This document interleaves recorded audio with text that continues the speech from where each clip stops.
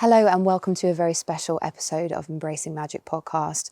I've been out with the girls for the last couple of days shooting something very special in Burley Village, and we are staying just outside of the village in a cottage, potentially from the 1400s, maybe the 1500s. It's got a beautiful thatched roof, lots of signs of interesting spiritual activity inside. And because this is a subject that I'm really passionate about, how we respect old houses and the spirits that potentially still reside in them, or the residual energy that's left in them, we thought it might be really nice to take you through the old house, share with you threshold rituals, how to build respectful relationships with spirits, meeting house spirits, looking for spiritual activity, and all of that kind of stuff. So we're really excited to take you through this really beautiful and unique house today, and we've got lots to share with you.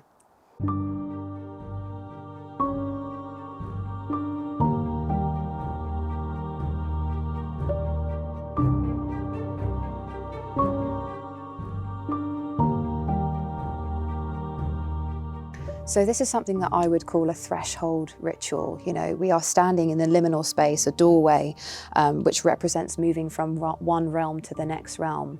And I think often in situations like old houses with spiritual activity, there is a real tendency to just kind of want to, out of fear, smoke cleanse the whole space. And for me, that feels really disrespectful to the people that have lived in the space before me, because obviously our lifespan is much shorter than that of an old home. You know, we might live 60, 70, 80 years if we're lucky, but houses supersede that by sometimes hundreds of years. So I don't think it feels right to go into an old house and essentially ask all of the spirits that have resided in there, or any of the sort of residual energy that has resided in that space, to be forced out through smoke cleansing. What I actually believe we should be doing when approaching the threshold of a home is smoke cleansing ourselves. So removing any negative energy we might be feeling about the space, about the spirits inside, or any sort of residual energy that we might be bringing into the space that feels disrespectful or might contaminate the space. And I love to do that with smoke cleansing, and I'm going to be doing that for you today. So just to explain to you the equipment that I'll be using today, I always like to use a fire-safe burning bowl. So this is my preference. I like this one because you can hold it on the bottom and you can move it around, smoke cleanse yourself, and it's not going to get overly hot. If you have one that has a smaller base, your fingers will get hot. So that's really important, a fireproof bowl. Obviously, matches are really important. I prefer matches over a lighter, mainly because it takes a while for the charcoal to get hot, and you don't really want to be holding a lighter on the whole time. And there's something really tactile and beautiful about striking a match. It feels like the start of a ritual. Charcoal discs, these are really cheap to get hold of. They're just a little bit tricky to get used to. Basically like setting a light, they can take a little bit of effort. And then lastly, I like to use this like a loose smoke blend, and luckily, obviously, working with Steph as part of the Embracing Magic podcast, she runs an apothecary of her own called Luna and Wild, and she's actually just given me one of her new smoke blends called Dream Alchemy, which I'll be using today.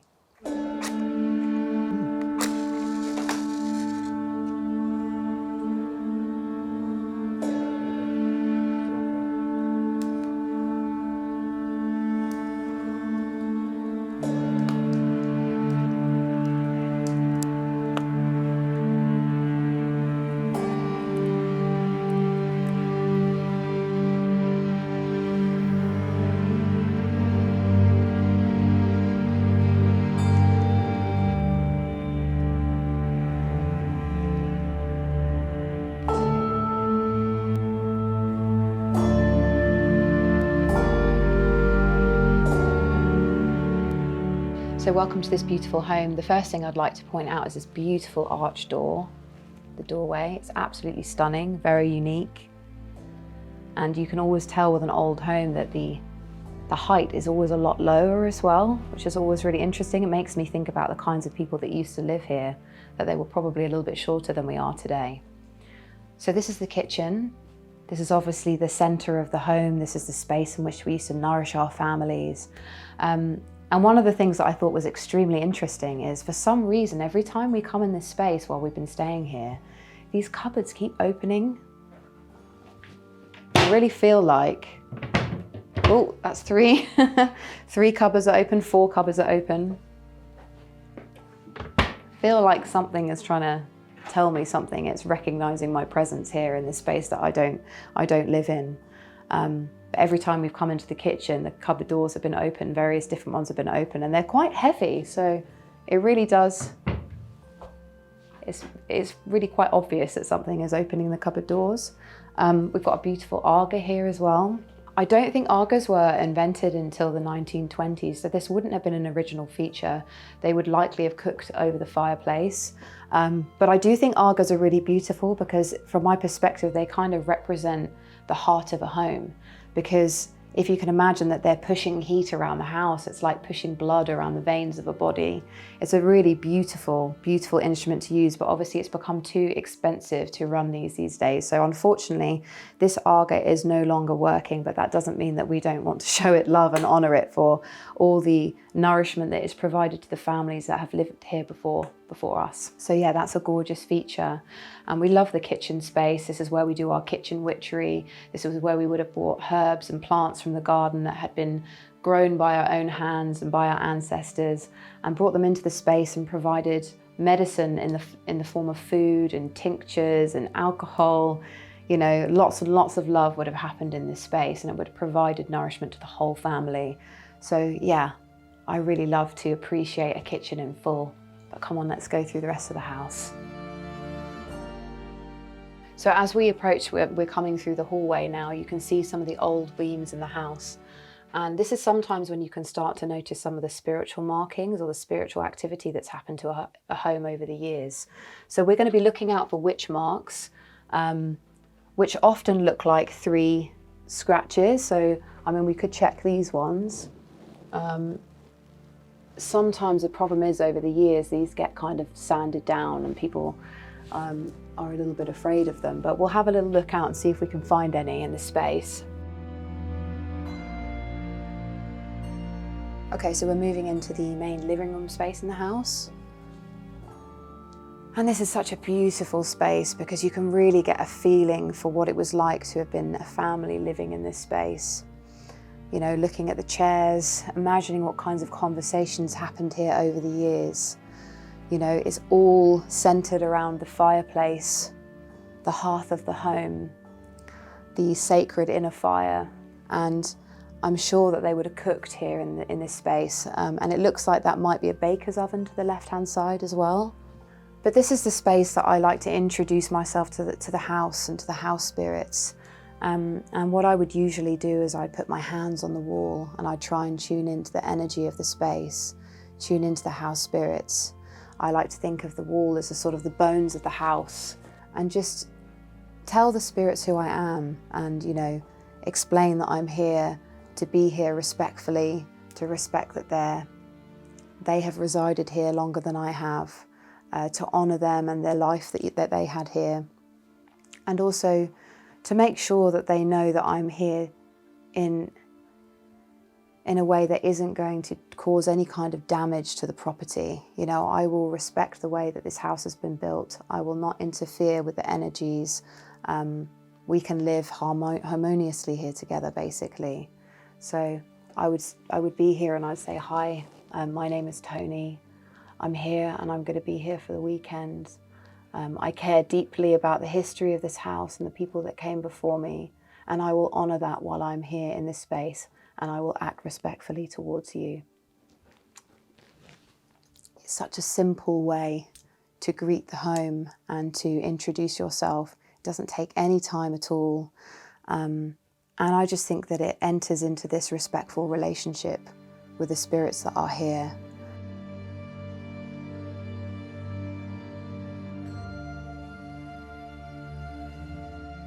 So ways to look for spiritual activity within the home might be looking for witch marks, and they're often found over the windows, on the beams. Sometimes they can be on these beams, but they're very, very often on the fireplace. And we haven't looked yet, so I thought maybe we could look together and see if we can find any witch marks. Sometimes people confuse these with thinking that the witch marks actually represent that a witch lived here. And actually, unfortunately, it's the opposite. It's usually to prevent witches from being able to enter the space, because we were a Christian country, really. For a long time now, we've been a Christian country, fearing witches. And so the witch marks were actually to deter witches or maleficent energies or spirits from getting into the home. And they saw the fireplace as an entry point. So this was a way to confuse or trap witches from being able to enter the space. So if we have a look along the beams, this might not be original, but I think this is original along here. And we're generally looking for 3 lines. Sometimes it might be a box, or it might be a W or an M. So I can definitely see some markings on here. There's one here, there's 1 line here. I wouldn't necessarily feel very confident that that was a witch mark though. So we'll keep looking. So we've got 2 lines here, and actually what I think I can see is an M. I'm not sure if that's easy to be picked up on the camera. But I would say that that looks very much like it could be a witch mark. Can you see that M there? It's been pressed in quite hard. It looks like someone might have varnished over the top of it. But for me, there's quite clearly an M here, and then there's two lines here. So there, that could very possibly be a witch mark. I would feel pretty confident in saying that that is. So yeah, that was to prevent witches from being able to enter the home through the fireplace, through the hearth, through the heart of the home. And, you know, often people would through winter make sure that the fire never ever went out, because again, that was a sign of not being able to let maleficent spirits into the home. You might even be able to see what looks like the outline of the word hell. That's what I'm seeing here. So we've got 2 L's here, an E and an H. As I said, lots of people were very God-fearing. And so, you know, they would make lots of marks like this to show their dedication to their religion, and also to prevent any maleficent spirits or any sort of like devil from getting in. They were absolutely paranoid at this time about hell, about demons, about the devil. Yeah, paranoia was really, really rife in England, sort of from the 16th century, really. So you can imagine what it was like even predating that. So it's very unlikely that this wood oven would have been an original feature. I'm sure this would have been an open fireplace and it would have been a bit unsafe. So it looks like whoever owns the property now has put this wood burner in to keep the home safe. But what is original here is this at the back, which we think is a bread oven. Obviously, I'm not a professional in this area, but perhaps if you know at home, you can let me know. I would imagine this is where they would have baked bread. And actually, oh, it's quite hard to open. It is very, very spooky. I don't know if you can see how far that goes back, but it's a pretty terrifying space if it's not being used as a wood oven anymore, which it isn't. So yeah, that was a fun little feature to have in the home. Another really interesting part of the space is the smell when you come into the room. Obviously, being a thatched property, it's quite a damp smell, quite musty. But both Steph and I walked into the space and almost unanimously said that it smelled like our grandparents' house. And my grandparents, they lived in a house that was from the 1400s, a thatched property, much like this, but with really low ceilings, much lower than these actually.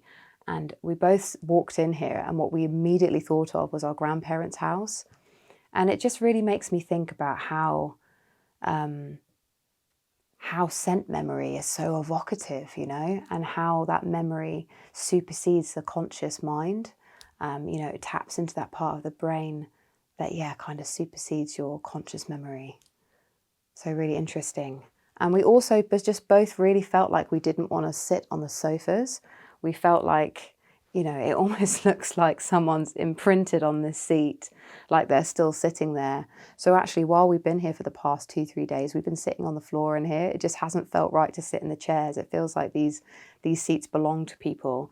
And if you know what it's like to share a house with your family, you will know that everybody has their seat within the house and that seat belongs to them.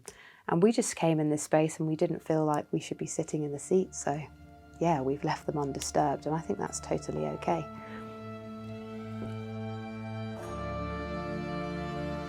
We're now going to move through to the other side of the house, and I will show you the second living room space.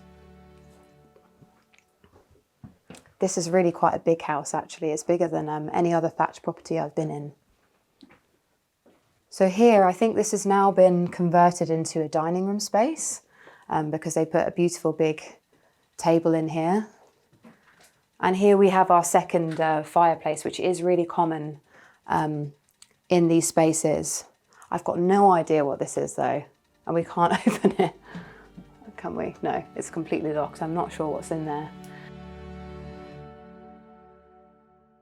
So we've kind of covered most of the foundational print of this home.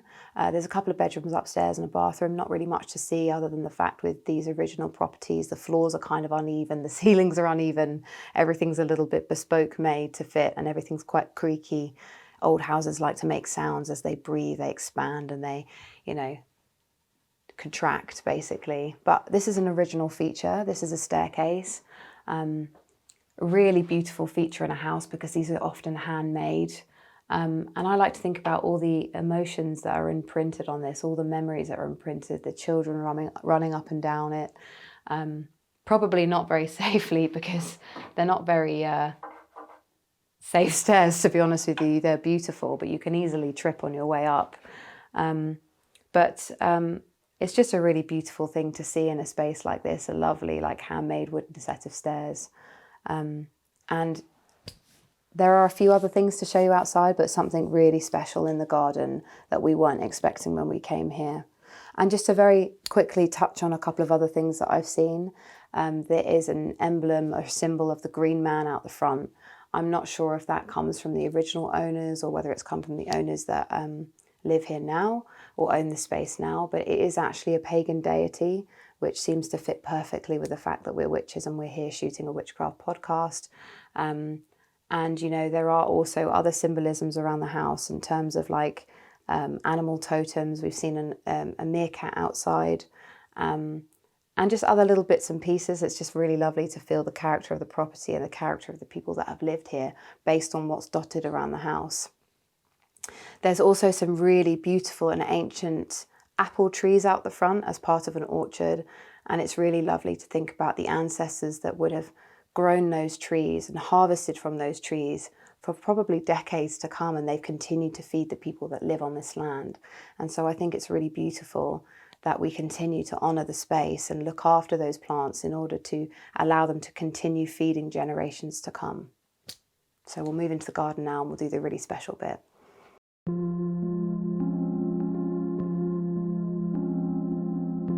So it was an amazing surprise to find that in the garden there is a well, a really ancient well.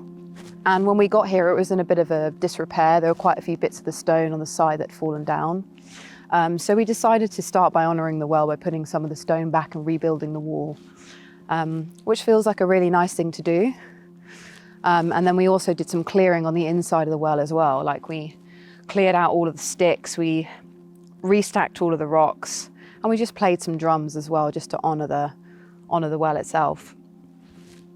It feels really amazing to be standing in front of a well that's probably from the 1400s.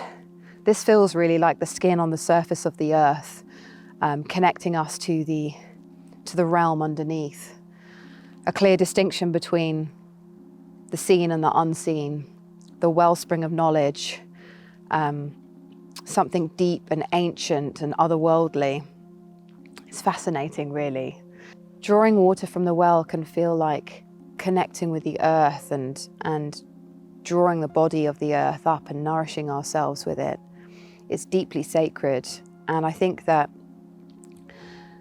it's well known within these areas that there are loads of ley lines that run underneath the earth and connect all the way to Glastonbury to Stonehenge. So it's fascinating to think that there's this complete connection underground, linking all of these wells up everywhere. So I don't just think about the architecture of a well when I see one, I think about the lifespan it's seen, the secrets it's hidden, you know, everything that it's heard and seen over the years. And it's just a deeply sacred and beautiful thing to find in a garden when we had no knowledge that it was going to be here. Yeah, it's been amazing. And we actually made a little discovery ourselves over here as well.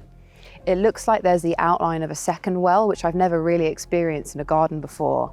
But if you come over here, you'll see that there's a very clear, solid line that goes all the way around. You can see the edge of the stone here.